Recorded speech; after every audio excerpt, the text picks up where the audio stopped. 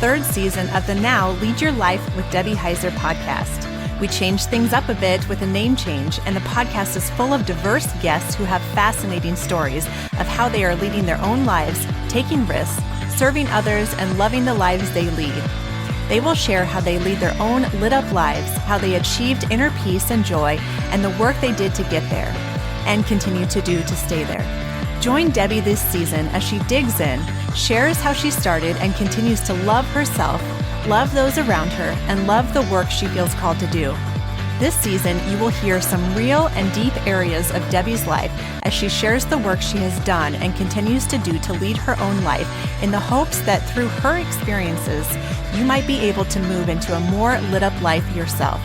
Listen in as she shares experiences, stories, and tools to help you. Now let's get started.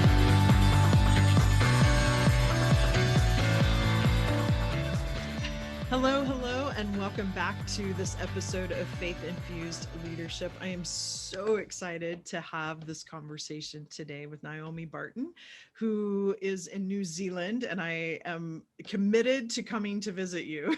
Oh yeah, we're going to hold you accountable to that. That's right. And so I am really pleased to have you on the show today because Naomi and I know each other. We met each other actually online. We've never met in person. And we are part of this international women's mastermind.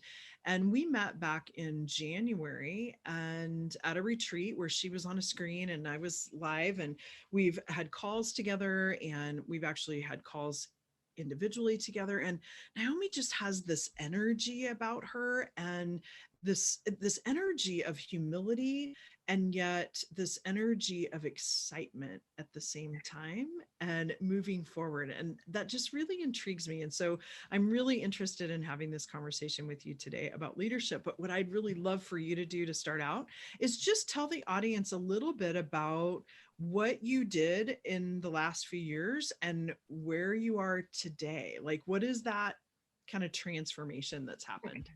Oh, thank you, Debbie, thank you for welcoming me so warmly, and that's a lovely introduction. Makes me feel very special to be talking with you and your audience. And my journey to where I am sitting today has been through, I'm sort of recently enough repatriated to New Zealand. So I was working overseas as an international teacher, teaching drama for the IB curriculum, and I'd worked in the Middle East, in Qatar, for 3 years, and then more recently I was working in South Korea. So myself and my husband with our 2 daughters were teaching internationally and having a pretty adventurous, interesting time doing that. And our intention had always been to come back to New Zealand in 2020, but things happened a wee bit faster because of COVID, because as you remember, Korea was kicking off quite soon after things had started happening in China, and coming home to be with family became a priority for us.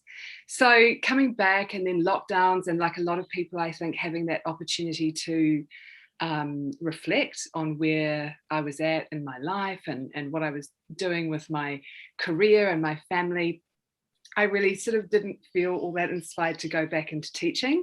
I'd spent a lot of my creative energy nurturing students, and it was very busy working in international schools. It's quite an intense environment with students, amazing students who are just skyrocketing themselves. So coming back to the small town that I grew up in, I sort of found myself wondering what my next steps were going to be. And I actually engaged in some career coaching with a coach here in New Zealand that I'd worked with way back when I'd first gone into teaching.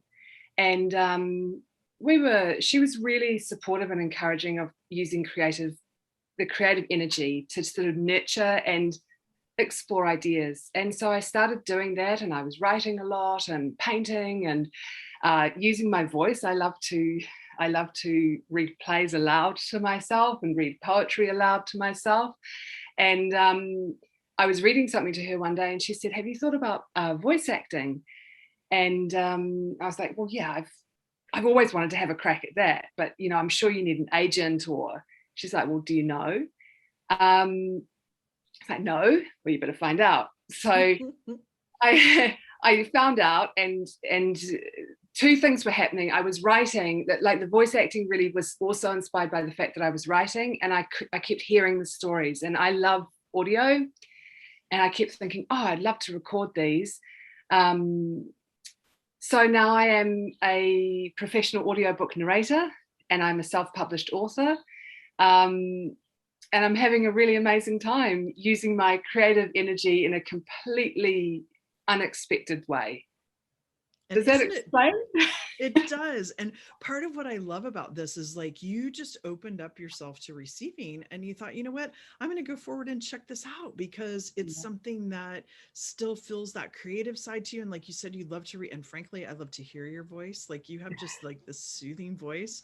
And so I've already decided, if I ever publish a book, you're going to be the one that reads it.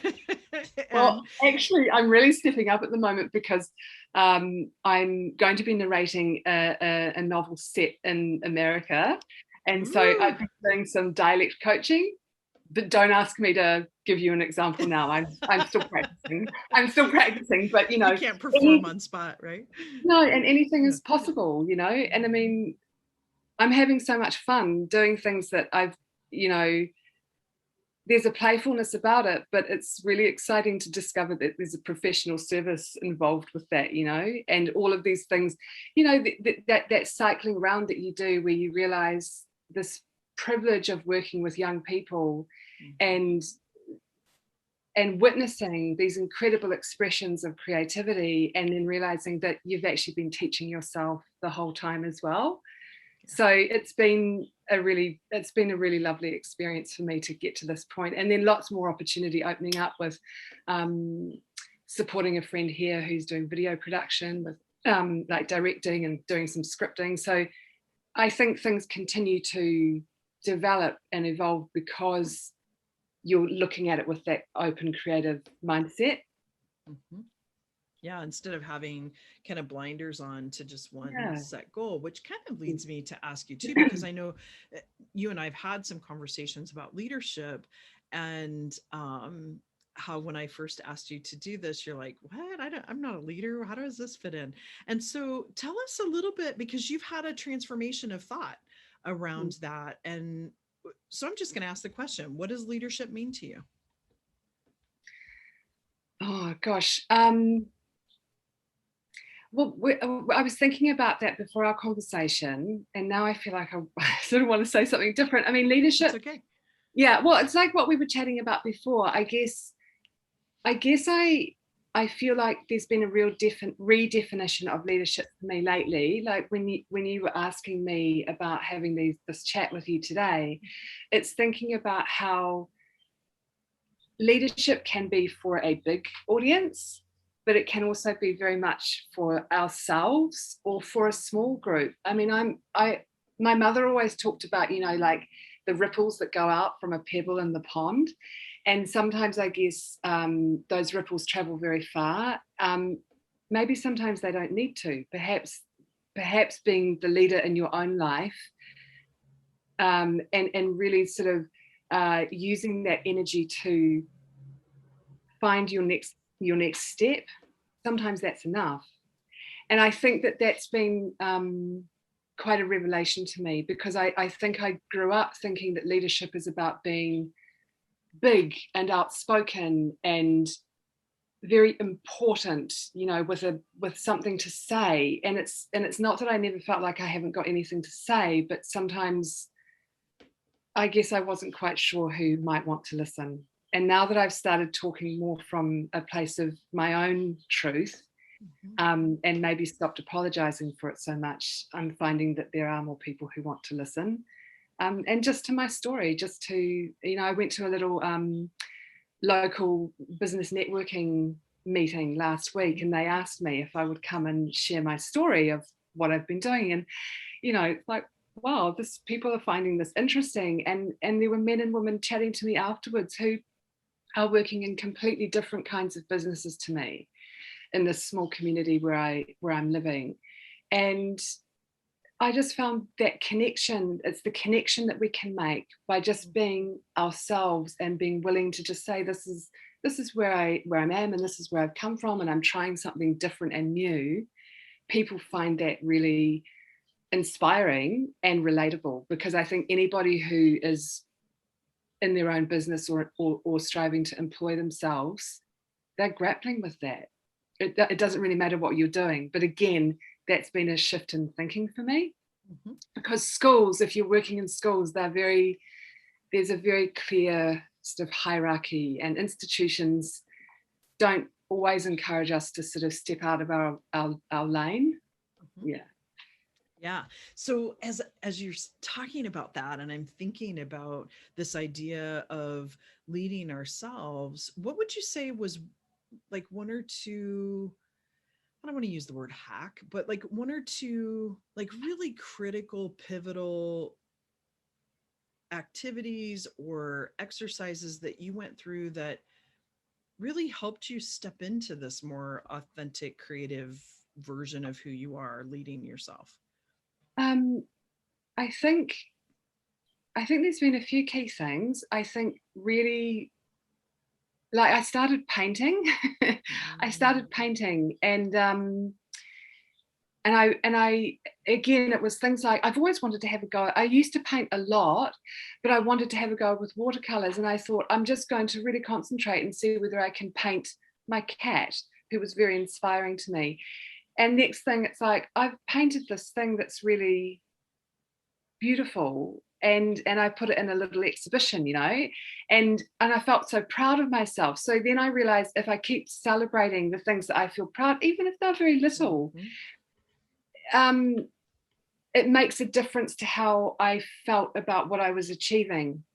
So the creative process, really celebrating the creative expression, whether it was writing a poem, whether it was writing memoir, whether it was painting, whether it was dancing with my kids, to get them energized to get out the door for school, really celebrating that part of myself.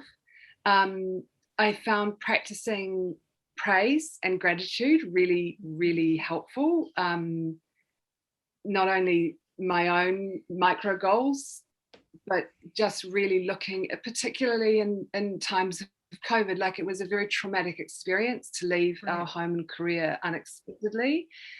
And, it's easy to kind of come back to where you are and be thinking, what next? And I feel I'm missing my friends and my community, but really to feel such incredible gratitude, because I feel like last year, if I needed evidence of the universe looking after me, like, look no further, because really, even though it was a very stressful experience, there was so much to indicate how fortunate I was. And so really celebrating that and expressing the gratitude and has made a big difference for me, rather than getting into the things that we can feel are deficient or frustrating and challenging. Because we go into a scarcity. Yeah, exactly. And it's hard when you there's grief around those experiences, and guilt as well, like, in terms of what my daughters had to experience. They didn't choose that. I signed them up for that. So kind of, but also like daily relaxation and meditation practices. So finding that sort of time, really committing to finding the time to incorporate that into the day, I think just gives that sort of that space to hear the voice inside. And it's like, we all know that, but we so often struggle to actually carve that time out. And I think that that's been such a gift of employing myself, is that I can create my own schedule. And so in fact, I can prioritize that needs to happen. You're busy, no, that needs to happen. It sets up the whole rest of the day. Absolutely. Or whatever time of the day that you do it. But I think those things have been quite key. The routine of gratitude, relaxation, creativity. Yeah, and I'd like to throw a fourth one in there that I heard that you just kind of skimmed over. And and that would be courage. Like, having created your artwork and then putting it into an exhibition, that took courage. Yeah. right? To Yes. go do that. And I think about Yeah. stepping into a completely different genre. And I want to go Yeah. back and touch on the creativity here in a minute. But like that took a lot of courage to step Yeah. into that. Well, and there's a funny irony as well in being a drama teacher and having spent years, you know, telling these young people to, take a deep breath and go out and, have fun. If you have fun, the audience will have fun. And then I keep thinking, oh my gosh, what I was asking them to do. And I mean, it's so legitimate, their fear, and yet I often think of them. I feel like, in a way, being brave enough to step into my own creative power is continuing to lead for them, because drama is a subject where I've had many conversations with parents where it's like, I know he's really good at that, or she's really great at that, but no, there's no money in it, or, it's this playful, frivolous thing. And yet, well, of course, I think it's I never understood why, the drama program wasn't the center of the whole school, because I felt like we could have solved all of the problems with, we were talking about pedagogy of the oppressed, and right. like, it's so powerful. I'm lost now in terms of what we were talking about. We were talking about creativity and courage. Yeah. So it's those there is a courageousness, thank you, and I'm going to accept that. But it's wonderful, isn't it, when you actually feel the fear and do it anyway. I used to have that on the wall of my classroom. Yeah, that's great. And I want to go back too, because I mean, I wrote down 4 kind of key pieces that I'd like to dive into a little bit more, if you don't mind. And one of them is when we talk about creativity, I'm a firm believer, coming from a leadership position in large organizations, right? One that was domestic to the US, one that was universal, international.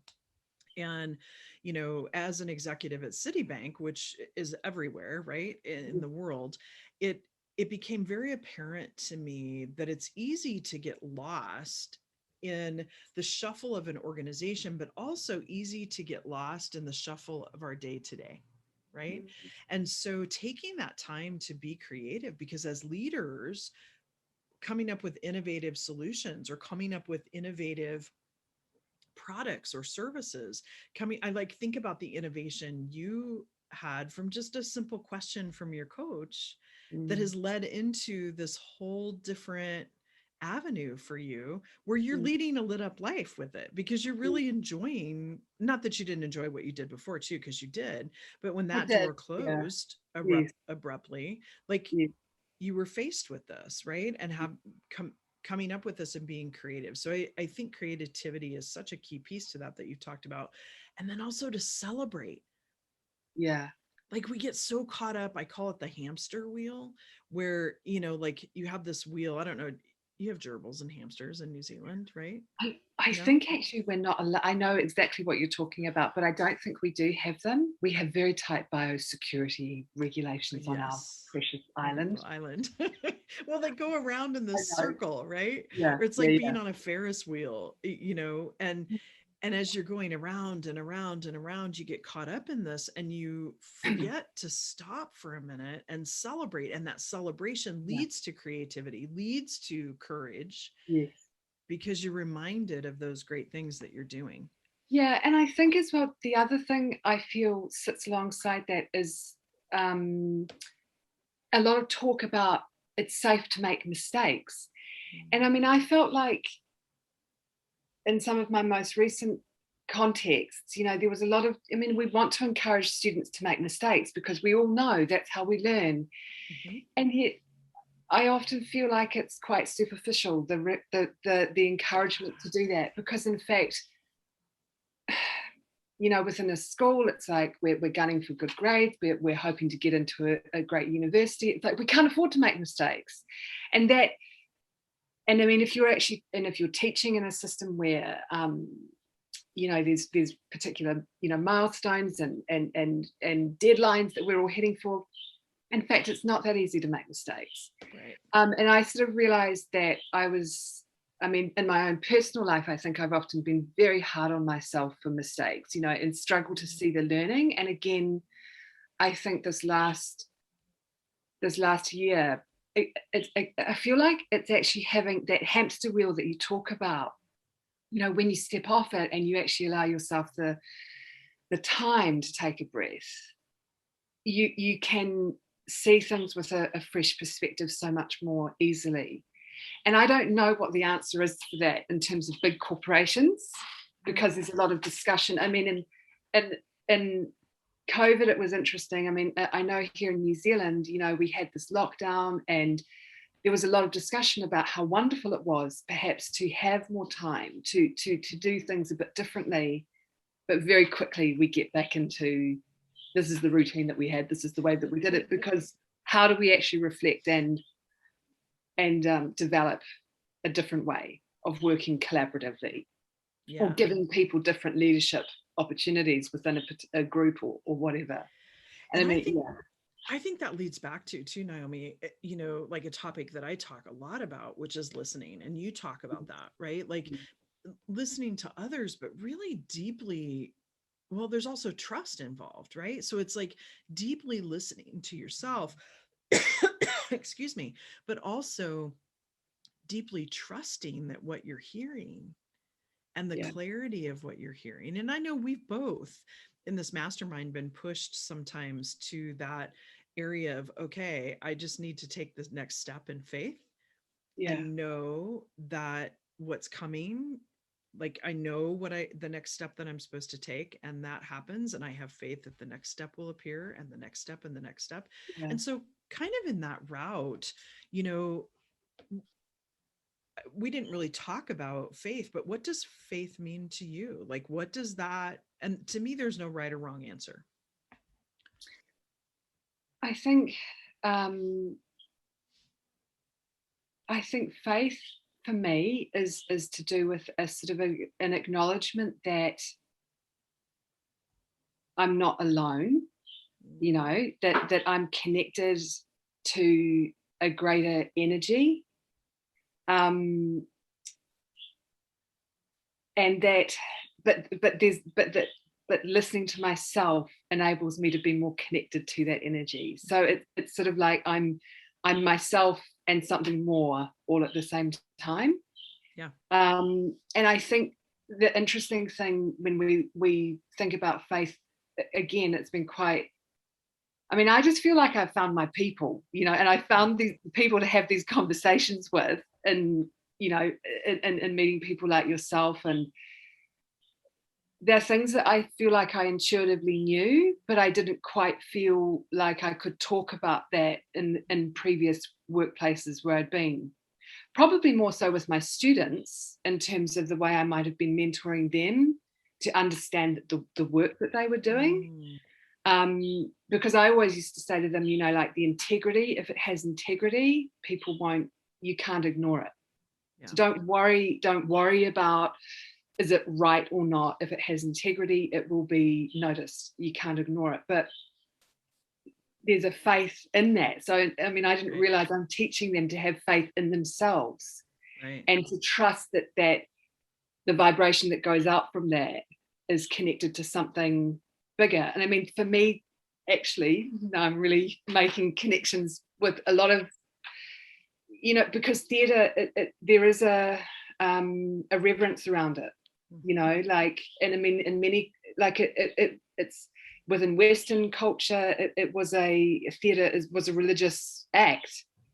In Indian culture, it's still, you know, there are many Eastern cultures where the act of performance is an act to a higher, you know, a higher order, a higher being. Right. And I really believe that. And I mean, Pet Theatre of the Oppressed, Augusto Boal, he says we're all actors all the time. I mean, that's his philosophy. So when you start to think about it like that, that faith, it starts with us. Yeah. But it's so much more. It is. And so when I think about that too, I think about like having faith, stepping in with courage, having creativity, celebrating what's happening. And when I talk about celebrating what's happening too, it's about where your focus is, Yeah, right? Like you could have focused on what was ending, and it's not that you didn't grieve having to leave Korea like at a snap yeah, decision to yeah, leave with COVID, but it ultimately created this space then for you to celebrate and be open to what was coming. And mm, so I look at like celebration, creativity, courage, and deep, deep listening, yes, and the faith that's intertwined in that, that what's happening is meant to happen. yeah, yeah, And I think about how we started this conversation about leading your own life, and it's also about that deep listening to yourself in order to go that direction. So yeah, absolutely. yeah. So the last question I have for you, well, I have two last questions. One Okay. is there anything that we haven't talked about that you just feel a burning desire to say, if I could give you one piece of advice about leading your own life, what would it be? Well, what just drops in for me Mm-hmm. is is telling your story, Mm-hmm. is just sharing your story. Because that's the theme that I think has just bound everything together for me, whether it's writing my own story. I wrote a story about what happened for my daughter and I, Yeah. and now it's out there, and people are saying, oh, I read your story and I've written one for my grandson who's just had to come away from where he was living because of COVID. um, but then the privilege of telling somebody else's story, and listening to somebody else's story. I think that there's tremendous power in that, because maybe just like for my students, if we hold on to the integrity of our story, people can't not notice and learn and grow from our own experiences. Yeah. And I hear you saying like hold on to the integrity of that, but having a voice, which I think comes full circle Yeah, to then you being a voice actor, yeah, right? yeah, Like having that voice. And so I just think that's pretty phenomenal. So the yeah. last thing I want to ask you is, and I'm sorry because I didn't prep you on this beforehand, but if someone wanted to know more about you, wanted to reach out to you, maybe they're an author and want to reach out to you about voice acting, how Yes. would someone get in touch with you? Oh, that's such a thank you so much for giving me the opportunity to share my details. Absolutely. So I have a website, which is naomibartonvoice.com, and people could find me there and listen to a few samples, and there's a contact form, and I would love to hear from anyone who just is interested in. I've even got a link on that website, like maybe, oh, I have a, or it might be on my writer website. Love talking about audio and recording, and yeah, would love to hear from authors, Perfect. but I'm available there. Okay. Perfect. Well, Naomi, thank you so much. This has been such a pleasurable 20 some odd minutes. And I so appreciate your time. And with that, all of you listeners, thank you so much. This is Debbie Heiser with Three Vines Consulting and Leadership Development. Take care, and we'll chat in a couple weeks at the next one. Take care Thank now. you, Debbie. Thank you. Absolutely. It was my pleasure.